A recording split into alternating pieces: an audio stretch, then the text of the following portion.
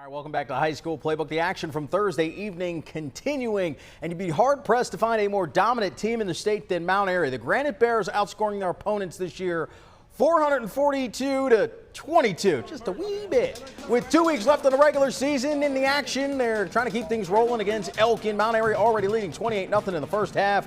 Tyler Mason takes the handoff, and he's a bad man, folks. He's into the open field, 50 yards on the score, his 5th touchdown just in the first half. Granite Bears in front 35-0. Still in the first half, Granite Bears continue to pour it on. Tayshawn Martin is untouched for 6.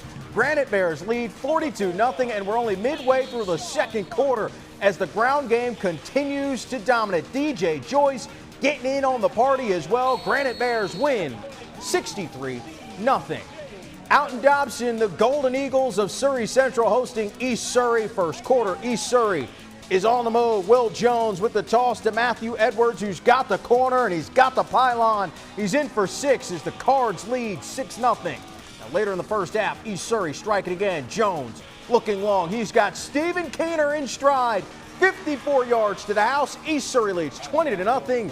Defense optional here. A 70-burger by the Cards. 72-36 the final. Lots of points scored Thursday night. Starmount trying to keep that trend going against South Stokes. South Stokes with possession. Junior Harrison, a quick pass, but it's dropped.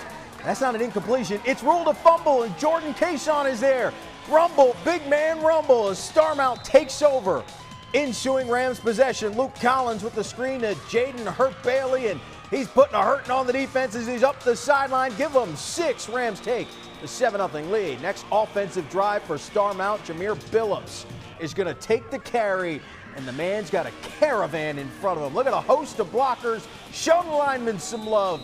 Rams keep on rolling. 70-6 the final there. Oak Grove hosting Montgomery Central. Grizz leading 42-0 at the half. First play from scrimmage in the third. Oak Grove running back Carson Williams on the move. He's got a whole lot of daylight. 50 yards to the house. Grizz lead 49-0. Still in the third, Oak Grove's defense getting in on the highlights as well. Natavius Powell is going to fumble the snap, and Daniel Honeycutt is there for the recovery as Oak Grove improves to 8-1 on the year, 49-7. T.W. Andrews taking the field Thursday night against the football capital of North Carolina. That would be Reidsville. Opening kickoff of the game, and the Rams set the tone. Kayshawn Flippin receives the kick, and he's got a few men to miss, and he's getting help from his blockers, and he's going to do the rest himself. 91 yards to the house. Rams lead 8-0. Still in the first quarter. Andrews trying to get things going on offense. Devin Haxtell scrambling. He's finally sacked by Titus Burson as the Rams had it on cruise control Thursday, leading 15-0. Al Lee's going to connect with Janiah Sharp. 13 yards for the score. Rams lead 23-0. It's all Reidsville, 55-7. Tabor City and Raider Nation bell on the line Thursday night between Reagan and Mount Tabor. The cameraman just getting set up when the Spartans strike for 6. Lane Albright hooking up with Snook Peterkin. 23 yards for the score, 14-0 Tabor. Josh McGee hoping his Raiders can mount a drive just before halftime. He's barking out the signs. Just over 2 minutes to go before the break. Jacob Smith with a strike to William Tapp. That's going to move the chains for the first down, but the Raiders' drive stalls out.